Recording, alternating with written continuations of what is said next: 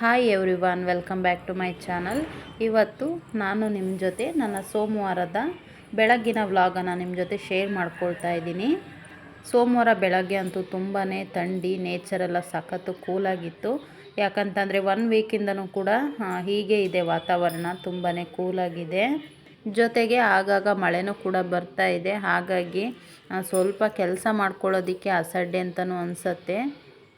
ಸೋಮವಾರ ಬೆಳಗ್ಗೆ ಎದ್ದ ತಕ್ಷಣ ಬಾಗಿಲೆಲ್ಲ ಸಾರಿಸ್ಕೊಂಡು ಅದಾದಮೇಲೆ ನಾನು ಕೂಡ ಬ್ರಷ್ ಮಾಡಿಕೊಂಡು ಅದಾದಮೇಲೆ ಕಿಚನಿಗೆ ಬಂದೆ ಟಿಫನ್ ರೆಡಿ ಮಾಡೋಣ ಅಂತ ಹೇಳಿ. ನಾನು ನೈಟ್ ಮಲ್ಕೊಳ್ಳುವಾಗ ಗ್ಯಾಸ್ ಎಲ್ಲ ಆಫ್ ಮಾಡಿ ಮಲ್ಕೊಂಡಿರ್ತೀನಿ. ಬೆಳಗ್ಗೆ ಎದ್ದ ಮೇಲೆ ಆನ್ ಮಾಡ್ಕೊಳ್ತೀನಿ. ಹಿಂದಿನ ದಿನ ಸಂಡೇ ಆಗಿದ್ದರಿಂದ ಸ್ಪೆಷಲ್ ಮಾಡೋಣ ಅಂತ ಹೇಳಿ ಚಿಕನ್ನು ಕೂಡ ತರಿಸ್ಕೊಂಡಿದ್ದೆ. ಹಾಗಾಗಿ ಸಾಂಬಾರಂತೂ ಇನ್ನೇನು ಕಾಮನ್ನಾಗಿ ಮಾಡೇ ಮಾಡ್ತೀನಿ. ಅದ್ರ ಜೊತೆಗೆ ಚಿಲ್ಲಿ ಚಿಕನ್ ಮಾಡೋಣ ಅಂತ ಹೇಳಿ ಅಂದ್ಕೊಂಡಿದ್ದೆ. ಹೋದ ಸಲ ಹೈದ್ರಾಬಾದಿ ಚಿಲ್ಲಿ ಚಿಕನನ್ನು ಮಾಡ್ಕೊಂಡಿದ್ದೆ. ಬಟ್ ಅದಕ್ಕಿಂತ ನನಗೆ ಈ ಆಂಧ್ರ ಸ್ಟೈಲ್ ಚಿಲ್ಲಿ ಚಿಕನ್ ಅಂತ ಅಂದರೆ ತುಂಬಾ ಇಷ್ಟ. ಹಾಗಾಗಿ ಈ ಸಲ ಚಿಲ್ಲಿ ಚಿಕನ್ ಮಾಡೋಣ ಅಂತ ಹೇಳಿ ಅಂದ್ಕೊಂಡು ಚಿಲ್ಲಿ ಚಿಕನ್ ಮಾಡ್ಕೊಂಡಿದ್ದೆ. ತುಂಬ ಅಂದರೆ ತುಂಬ ಚೆನ್ನಾಗಾಗಿತ್ತು. ನಾನು ನಿಮಗೆ ಆಲ್ರೆಡಿ ಶೇರ್ ಮಾಡ್ತೀನಿ ರೆಸಿಪಿನ. ಆಲ್ರೆಡಿ ಶೇರ್ ಮಾಡಿದ್ದೀನಿ ನನ್ನ ಯೂಟ್ಯೂಬ್ ಚಾನಲ್ನಲ್ಲಿ, ಒಂದು ಸಲ ಚೆಕ್ಔಟ್ ಮಾಡ್ಕೊಳ್ಳಿ. ತುಂಬ ಅಂದರೆ ತುಂಬ ಟೇಸ್ಟಿಯಾಗಿರುತ್ತೆ ಮತ್ತು ಈಸಿಯಾಗೂ ಮಾಡ್ಕೊಳ್ಬಹುದು. ಜೊತೆಗೆ ಜಾಸ್ತಿ ಇಂಗ್ರೀಡಿಯೆಂಟ್ಸ್ಗಳು ಕೂಡ ಬೇಕಾಗೋದಿಲ್ಲ.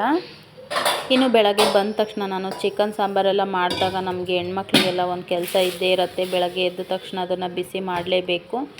ಹಾಗೆ ನಾನು ಸಾಂಬಾರು ಮತ್ತು ಗ್ರೇವಿ ಎಲ್ಲದನ್ನು ಕೂಡ ಬಿಸಿ ಮಾಡೋದಕ್ಕೆ ಇಟ್ಟು ಚಪಾತಿಗೆ ಹಿಟ್ಟು ಕಲಸಿಡೋಣ ಅಂತ ಅಂದ್ಕೊಂಡೆ. ಅಷ್ಟರಲ್ಲಿ ಹಾಲ್ನವ್ರು ಕೂಡ ಬಂದರು. ಹಾಲನ್ನು ಕೂಡ ಹಾಕಿಸ್ಕೊಂಡು ಅದಾದಮೇಲೆ ಚಪಾತಿ ಹಿಟ್ಟು ಕಲಸಿಡೋಣ ಅಂತ ಹೇಳಿ ಸ್ವಲ್ಪ ಹೊತ್ತು ನೆನ್ಕೊಳ್ಳಿ ಅಂತ ಹೇಳಿ ಕಲಸಿಡ್ತಾ ಇದ್ದೀನಿ. ಯಾಕಂತಂದರೆ ನಾನು ಯಾವುದೇ ರೀತಿಯಾದಂಥ ಆಯಿಲ್ಗಳನ್ನ ಯೂಸ್ ಮಾಡೋದಿಲ್ಲ ಚಪಾತಿಗೆಲ್ಲ.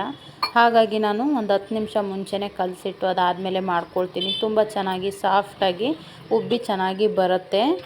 ಸ್ವಲ್ಪ ಸಾಲ್ಟ್ ಹಾಕ್ಕೊಂಡು ನೀಟಾಗಿ ಕಲಸಿಡ್ತೀನಿ. ನೋಡಿ, ಚೆನ್ನಾಗಿ ನಾದು ಅದಾದಮೇಲೆ ಒಂದು 10 ನಿಮಿಷ ನೆನೆಯೋದಕ್ಕೆ ಬಿಟ್ಟು ಮುಚ್ಚಿಡ್ತೀನಿ. ಅದಾದಮೇಲೆ ಲಟ್ಟಿಸ್ಕೊತೀನಿ ಚಪಾತಿನ. ಇನ್ನು ಚಪಾತಿ ಹಿಟ್ಟೆಲ್ಲ ಕಲಸಿಡೋ ಅಷ್ಟರಲ್ಲಿ ನನಗೆ ಫ್ರೈ ಕೂಡ ಬಿಸಿಯಾಗಿತ್ತು. ಅದನ್ನು ಕೂಡ ಸೌಟಲ್ಲಿ ನೀಟಾಗಿ ತಿರುಕೊಂಡೆ. ಯಾಕಂತಂದರೆ ತಳ ಹಿಡಿದು ಬಿಡುತ್ತೆ ಅಲ್ವಾ, ಹಾಗಾಗಿ.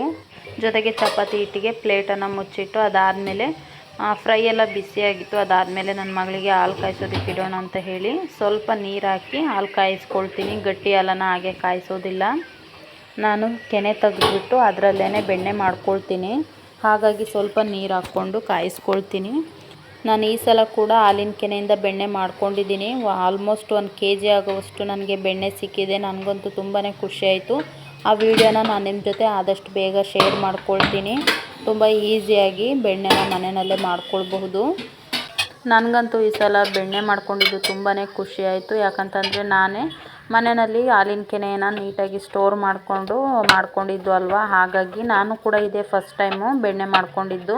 ಯಾಕಂತ ಅಂದರೆ ಮುಂಚೆ ಎಲ್ಲ ಪ್ಯಾಕೆಟ್ ಹಾಲನ್ನ ತರಿಸ್ಕೊಳ್ತಾ ಇದ್ದೆ. ಹಾಗಾಗಿ ಅದರಲ್ಲೇನೋ ಅಷ್ಟು ಕೆನೆ ಬರ್ತಾ ಇರಲಿಲ್ಲ. ಬಟ್ ಇವಾಗ ನಾಟಿ ಹಸುವಿಂದ ಹಾಲು ಹಾಕಿಸ್ಕೊಳ್ತಾ ಇರೋದು. ಹಾಗಾಗಿ ಅದರಲ್ಲಿ ನನಗೆ ಕೆನೆ ತುಂಬ ಚೆನ್ನಾಗಿ ಸಿಗುತ್ತೆ. ಅದರಿಂದ ನೀಟಾಗಿ ಸ್ಟೋರ್ ಮಾಡಿಕೊಂಡು ಅದಾದಮೇಲೆ ಬೆಣ್ಣೆ ಮಾಡ್ಕೊಂಡಿದ್ದೆ. ಈ ಸಲ ಆಲ್ಮೋಸ್ಟ್ ಒಂದು 2 ಮಂತ್ಸಿಂದ ನಾನು ಸ್ಟೋರ್ ಮಾಡಿಕೊಂಡು ಬೆಣ್ಣೆ ಮಾಡ್ಕೊಂಡಿದ್ದೆ. ಹಾಗಾಗಿ 1 kg ಆಗುವಷ್ಟು ನನಗೆ ಬೆಣ್ಣೆ ಸಿಕ್ಕಿದೆ ಅಂತಲೇ ಹೇಳ್ಬೋದು. ಒಂದು 15 ಡೇಸ್ಗೆ ನೀವು ಮಾಡ್ಕೊಳ್ಳೋದಾದರೆ 1/4 kg ಬೆಣ್ಣೆ ಅಂತೂ ಸಿಕ್ಕೇ ಸಿಗುತ್ತೆ. ನೋಡಿ, ಇವಾಗ ಎಲ್ಲ ಸಾಂಬಾರೆಲ್ಲ ಬಿಸಿ ಮಾಡಾಯಿತು. ಅದಾದಮೇಲೆ ಚಪಾತಿ ಮಾಡ್ಕೊಳ್ಳೋಣ ಅಂತ ಹೇಳಿ ಚಪಾತಿನೂ ಉಜ್ಕೊಳ್ತಾ ಇದ್ದೀನಿ. ನಮ್ಮ ಮನೆಯವರಿಗೆ ಡ್ಯೂಟಿಗೆ ಲೇಟ್ ಆಗುತ್ತೆ ಅಂತ ಹೇಳಿ ಬೇಗ ಬೇಗ ಮಾಡ್ಕೊಳ್ತಾ ಇದ್ದೆ.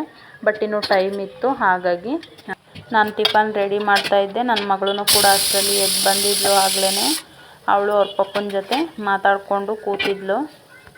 ನಾನು ಚಪಾತಿಗೆ ಸ್ವಲ್ಪನೂ ಆಯಿಲ್ ಮಿಕ್ಸ್ ಮಾಡ್ಕೊಳ್ಳೋದೇ ಇಲ್ಲ. ಯಾವಾಗಲೂ ಕೂಡ ನಾನು ಚಪಾತಿಗೆ 1 ಟೈಮು ಕೂಡ 1 ಸ್ಪೂನ್ ಆಯಿಲ್ನೂ ಕೂಡ ಸೇರಿಸ್ಕೊಳ್ಳೋದಿಲ್ಲ. ಹಾಗೇ ಮಾಡ್ಕೊಳ್ತೀನಿ. ನಮ್ಮ ಮನೆಯವ್ರಿಗೂ ಕೂಡ ಹಾಗೇ ಇಷ್ಟ. ಹಾಗಾಗಿ ನಾವು ಜಾಸ್ತಿ ಆಯಿಲನ್ನು ಯೂಸ್ ಮಾಡ್ಕೊಳ್ಳೋದಿಲ್ಲ. ಜೊತೆಗೆ ನಾವು ಬಳಸೋದು ಗಾಣದ ಎಣ್ಣೆ. ಆದ್ರೂ ಕೂಡ ಸ್ವಲ್ಪನೇ ಯೂಸ್ ಮಾಡ್ಕೊಳ್ಳೋದು. ನಾನು ಚಪಾತಿಗೆಲ್ಲ ಯೂಸ್ ಮಾಡ್ಕೊಳ್ಳಲ್ಲ. ಜೊತೆಗೆ ಪೂರಿ ಎಲ್ಲ ತಿನ್ನೋದು ಕೂಡ ತುಂಬಾ ಕಡಿಮೆ. ಆಯಿಲ್ ಐಟಮ್ಗಳು ಏನಿದೆ ಅದನ್ನು ಯಾವುದನ್ನು ಕೂಡ ನಾನು ಟಿಫನ್ಗಾಗಲಿ ಅಥವಾ ಡಿನ್ನರ್ಗಾಗಲಿ ಮಾಡ್ಕೊಳ್ಳೋದಿಲ್ಲ. ಆಲ್ರೆಡಿ ನಾನು ನಿಮ್ಮ ಜೊತೆ ಶೇರ್ ಮಾಡ್ಕೊಂಡಿದ್ದೀನಿ. ಇವಾಗ ಚಪಾತಿ ಬೇಯಿಸ್ಕೊಳ್ತಾ ಇದ್ದೀನಿ. ನಮ್ಮ ಮನೆಯಲ್ಲಿ ಕಡಿಮೆ ಜನ ಇರೋದ್ರಿಂದ ಒಂದು 7 ರಿಂದ 8 ಚಪಾತಿನ ಮಾಡ್ಕೊಳ್ತೀನಿ. ಅಷ್ಟೇ, ಜಾಸ್ತಿ ಏನೂ ಮಾಡ್ಕೊಳ್ಳೋದಿಲ್ಲ 1 ಟೈಮ್ ಟಿಫನಿಗೆ. ನಾವು ಬೆಳಗ್ಗೆ ಎದ್ದ ತಕ್ಷಣವೇ ಟಿಫನ್ ರೆಡಿ ಮಾಡಿಕೊಂಡು ಜೊತೆಗೆ ಮಕ್ಕಳನ್ನು ಕೂಡ ನೋಡಿಕೊಂಡು ಎಲ್ಲ ಕೆಲಸ ಮಾಡ್ಕೊಳೋ ಅಷ್ಟರಲ್ಲಿ ನಮಗೂ ಕೂಡ ಸುಸ್ತಾಗುತ್ತೆ. ಜೊತೆಗೆ ಎಲ್ಲ ಕೆಲಸನೂ ಮಾಡ್ಕೊಳ್ಬೇಕು ಅನ್ನೋ ಸ್ಟ್ರೆಸ್ ಕೂಡ ಇರುತ್ತೆ ನಮಗೆ. ನನಗೆ ನನ್ನ ಮಗಳು ಸ್ವಲ್ಪ ಲೇಟಾಗಿ ಎದ್ದೊಳ್ತಾಳೆ. ಆಲ್ಮೋಸ್ಟ್ ಒಂದು 9 ಗಂಟೆ 9:30 ಅಲ್ಲಿ ತನಕನೂ ಮಲ್ಕೊಳ್ತಾಳೆ. ಹಾಗಾಗಿ ಸ್ವಲ್ಪ ನನ್ನ ಕೆಲಸ ಎಲ್ಲ ಮುಗಿಸ್ಕೊಂಡು ಬಿಡ್ತೀನಿ. ಅಷ್ಟೇನು ತೊಂದರೆ ಅಂತ ಅನಿಸೋದಿಲ್ಲ ನನಗೆ. ಅವಳು ಎದ್ದೇಳೋ ಅಷ್ಟರಲ್ಲಿ ನಾನು ನನ್ನ ಕೆಲಸ ಟಿಫನ್ ಕೆಲಸ ಎಲ್ಲ ಮುಗಿಸ್ಕೊಂಡು ಕಸ ಎಲ್ಲ ಗುಡಿಸ್ಕೊಂಡು ಪಾತ್ರೆ ಎಲ್ಲ ತೊಳ್ಕೊಂಡಿರ್ತೀನಿ ಆಲ್ರೆಡಿ. ಅವಳು ಬೇಗ ಎದ್ರೂ ಕೂಡ ಅವಳನ್ನ ಮಾತಾಡಿಸ್ಕೊಂಡೇ ನಾನು ತಿಂಡಿ ಎಲ್ಲ ಮಾಡ್ಕೊಳ್ತೀನಿ. ಶೆಲ್ಫ್ ಮೇಲೆ ಕೂರಿಸ್ಕೊಳ್ತೀನಿ. ಅದಕ್ಕೆ ನಾನು ಶೆಲ್ಫ್ನ ಯಾವಾಗಲೂ ನೀಟಾಗಿ ಫ್ರೀಯಾಗಿ ಇಟ್ಕೊಂಡಿರ್ತೀನಿ. ಯಾಕಂತಂದರೆ ಅವಳು ಹತ್ತಾಗ ನಾನು ಅಲ್ಲೇ ಕೂರಿಸ್ಕೊಂಡು ಅಡುಗೆ ಮಾಡ್ಕೊಳ್ಬೇಕು. ಹಾಗಾಗಿನೇ ನಾನು ನನ್ನ ಕಿಚನ್ಗೆ ಜಾಸ್ತಿ ಏನು ಮೇಕ್ ಓವರ್ ಮಾಡ್ಕೊಳ್ಳೋದಕ್ಕೆ ನನಗಿಷ್ಟ ಆಗೋದಿಲ್ಲ. ಯಾಕಂತ ಅಂದರೆ ನನ್ನ ಮಗಳು ಸ್ವಲ್ಪ ತುಂಟಿ ಅಲ್ವಾ. ಹಾಗಾಗಿ ಶೆಲ್ಫ್ ಮೇಲೆ ಕೂರಿಸ್ಕೊಂಡು ನಾನು ಟಿಫನ್ ಎಲ್ಲ ಮಾಡುವಾಗ ಅವಳೇನಾದರೂ ಎಲ್ಲ ಎಳೆದ್ಬಿಟ್ಟು ಇದು ಮಾಡ್ತಾಳೆ ಅಂತ ಹೇಳಿಬಿಟ್ಟು ಮತ್ತೆ ಡಬಲ್ ಕೆಲಸ ಆಗುತ್ತೆ ಅಂತ ಹೇಳಿ ನಾನು ಅದನ್ನೇನು ಕೂಡ ಇವಾಗಲೇ ತಲೆ ಕೆಡಿಸ್ಕೊಂಡಿಲ್ಲ. ಬಟ್ ನನ್ನ ಮಗಳು ಸ್ವಲ್ಪ ದೊಡ್ಡವಳು ಆದಮೇಲೆ ನನಗೆ ಸ್ವಲ್ಪ ಕಿಚನ್ ಎಲ್ಲ ಮೇಕ್ ಓವರ್ ಮಾಡ್ಕೊಳ್ಬೇಕಂತ ಅಂದರೆ ಬೇಕಾದರೆ ಆವಾಗ ಮಾಡ್ಕೊಳ್ಳೋಣ ಅಂತ ಅಂದ್ಕೊಂಡಿದ್ದೀನಿ. ಇನ್ನು ಚಪಾತಿ ಎಲ್ಲ ಆಯಿತು. ಶೆಲ್ಫ್ ಎಲ್ಲ ಕ್ಲೀನ್ ಮಾಡಿಕೊಂಡು ಅದಾದಮೇಲೆ ಕಸ ಎಲ್ಲ ಗುಡಿಸ್ಕೊಳ್ತಾ ಇದ್ದೀನಿ. ನನ್ನ ಮಗಳಿನ್ನೂ ಎದ್ದಿರಲಿಲ್ಲ ನೋಡಿ. ನಾನು ಬಾಗಿಲನ್ನೇ ಓಪನ್ ಮಾಡಿಲ್ಲ. ಯಾಕಂದರೆ ತುಂಬ ಥಂಡಿ ಇದೆ. ನನಗಂತೂ ಶೀತ ಅಂತ ಅಂದರೆ ಆಗೋದೇ ಇಲ್ಲ. ಯಾಕಂತಂದರೆ ಇವಾಗ ಶೀತಕ್ಕೆ ಸ್ವಲ್ಪ ತಲೆನೋವು ಬಂದಂಗೆ ಆಗುತ್ತೆ. ಅದಕ್ಕೋಸ್ಕರ ನಾನು ಬಾಗಿಲನ್ನ ಬೇಗ ತೆಗೆಯೋದಿಲ್ಲ. ಇನ್ನು ಕಸ ಎಲ್ಲ ಗುಡಿಸ್ಕೊಳ್ತಾ ಇದ್ದೆ ಅಲ್ವಾ. ಇನ್ನೊಂದು ಸ್ವಲ್ಪ ಕೆಲಸ ಇತ್ತು. ಅಷ್ಟರಲ್ಲಿ ನಮ್ಮ ಮನೆಯವರು ರೆಡಿಯಾಗಿ ಬಂದರು. ಜೊತೆಗೆ ನನ್ನ ಮಗಳನ್ನು ಕೂಡ ಎಬ್ಬಿಸಿ ಕರ್ಕೊಂಡು ಬಂದಿದ್ದರು.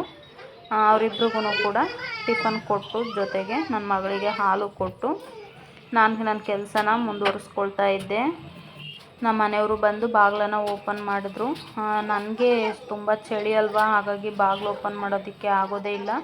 ಒಂದು 9:30 10 ಗಂಟೆಗೆಲ್ಲ ಓಪನ್ ಮಾಡ್ತೀನಿ. ಯಾಕಂತಂದರೆ ಸ್ವಲ್ಪ ಬಿಸಿಲು ಬಂದಿರುತ್ತೆ ಅಲ್ವಾ. ಆವಾಗ ಚೆನ್ನಾಗಿರುತ್ತೆ ಅಂತ ಹೇಳಿ ಓಪನ್ ಮಾಡ್ಕೊಳ್ತೀನಿ. ಇನ್ನು ಕಸ ಗುಡಿಸಿದ್ದೆಲ್ಲ ಆಯಿತು. ಅದಾದಮೇಲೆ ಬಂದು ಕೈಯೆಲ್ಲ ನೀಟಾಗಿ ವಾಶ್ ಮಾಡಿಕೊಂಡು ನಮ್ಮ ಮನೆಯವರಿಗೆ ಟಿಫನ್ ಕೊಡ್ತಾಯಿದ್ದೀನಿ. ಇವಾಗ ನನ್ನ ಮಗಳಿಗೆ ಹಾಲನ್ನು ಕೂಡ ಕೊಡ್ತಾಯಿದ್ದೀನಿ. ಅದಾದಮೇಲೆ ನಮ್ಮ ಮನೆಯವರು ನೀನು ಕೂಡ ಜೊತೆಲೇ ತಿಂಡಿ ಮಾಡಿಬಿಡು ಅಂತ ಅಂದರು. ಹಾಗಾಗಿ ತಿಂಡಿನ ಒಟ್ಟಿಗೆ ಮಾಡಿದ್ವಿ. ತಿಂಡಿ ಎಲ್ಲ ಆಯಿತು. ನಮ್ಮ ಮನೆಯವರು ಡ್ಯೂಟಿಗೆ ಹೋದರು.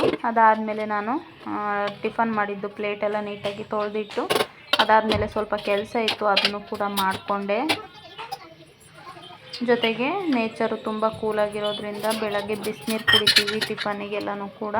ನೈಟ್ ಊಟಕ್ಕೂ ಕೂಡ ಬಿಸಿನೀರನ್ನೇ ಯೂಸ್ ಮಾಡ್ಕೊಳ್ತೀವಿ. ನನಗೂ ಸ್ವಲ್ಪ ಶೀತ ಆಗಿಬಿಟ್ಟು ಸ್ವಲ್ಪ ಗಂಟಲು ಹಾಳಾಗಿದೆ. ಹಾಗಾಗಿ ವಾಯ್ಸ್ ಈ ಥರ ಕೇಳಿಸ್ತಾ ಇರ್ಬೋದು.